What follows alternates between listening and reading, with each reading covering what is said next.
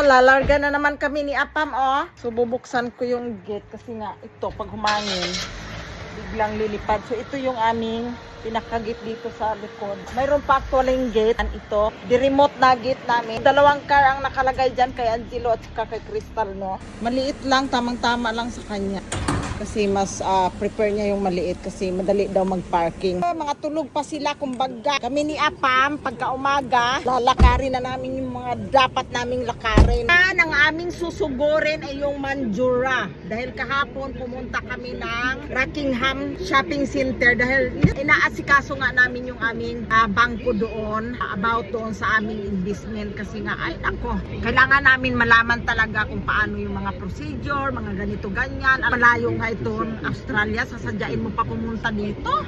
So ito na naman kami. Ayan si Apam. Your husband has to remember what side of the road Yeah, nagkakamali siya kasi nga nasanay na siya doon sa Pinas na yung ating kaliwa dito kasi sa kanan. So nagkakamali siya ng pindot-pindot ng mga ano niyan, blinker. Pinoy na talaga tong aking Apam na Australiano. Grabe. Alam, may mga uba na pala ako, guys. O, ngayon ko lang napansin. Sa atin talaga, pag nagbabiyahe tayo, mga kita natin mga basurahan, mga hayop na pag-alagala. As in, nakakaawa nga sila sa kalsada kasi baka masagasaan. Actually, yung iba nasasagasaan na talaga sa kalsada, mga pusa, mga aso, nako. O, tingnan nyo naman dito, may nakikita ba kayong pakalat-kalat na mga hayop dyan? Wala. Kasi hindi pwede dito sa lugar ng Australia dahil magkakaroon ka ng penalty. Update lang natin uli ang kalsada. Tingnan nyo naman yan. Nako, nasaan na yung mga sasakyan na yan? Nangawala na. So ganyan dito, no, kahit saan ka magpunta. Ayan, nagpaharurot na nga yung isa. Oh, grabe, pag yan nakamirahan dito ay wala na. Starring ka na naman sa picture. Ito, oh, very greenness. Tingnan nyo naman ang kalsada. Napaka-linis, maliwanag pa. Ma-organize talaga dito. So dito kami pupunta. Ayan, papasok kami dyan. Parking lang muna si Apam. Then dito na kami. Ang bilis lang makarating kasi nga walang traffic. Dire-diretso lang. Pero ito talagang lugar na to ay medyo baga sa Manila to. 1 hour drive na to. Pag ganito kalayo. Dyan kami. Salbos. Off shop yan siya. Yung mga sikanhan stop ba. Ano yun? Sobrang lawak. Ito yung ano, okay kumbaga sa Pinas. Wow! Ganda diba? Para din siyang ano. Sobrang lawak talaga.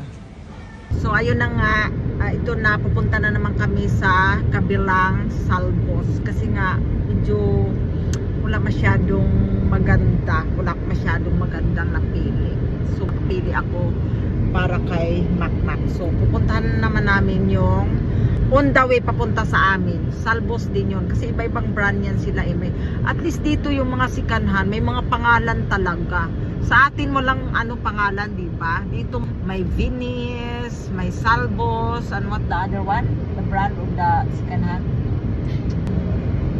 There is one in the Port Kennedy also. Pero minsan lang namin mapuntahan yun. Kaya nakalimutan namin yung brand nila. Kita nyo naman, di ba? Para din siyang department store. Sa atin kasi nandyan lang sa tabi-tabi ng mga kalsada. So, syempre yung mga alikabok, minsan nauulanan pa, pinapabayaan lang nila. Dito talaga, very organized. Kahit sikanhan pa yan, as in naka-organize yung ano nila. Parang shopping mall din talaga.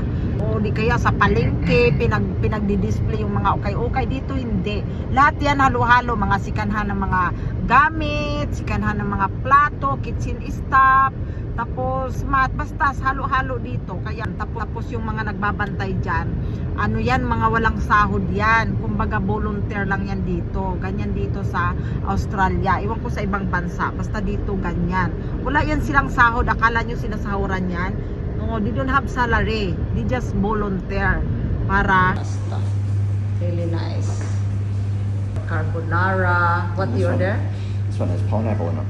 This one, Angry sausage. angry sausage? Angry pepperoni. Okay. So, ito yon, papaluto mo sa kanila. Pili ka lang na. It's quite filling.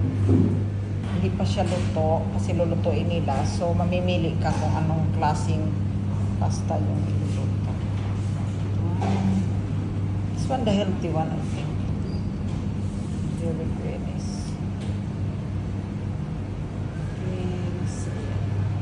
Pasta cup made by hand.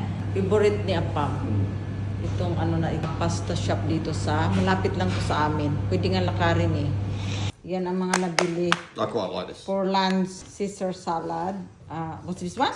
This is from the Lasagna. the pasta Yeah. cup. I like the angry chicken. Angry sausage. Spicy it's one? spicy, but it's nice.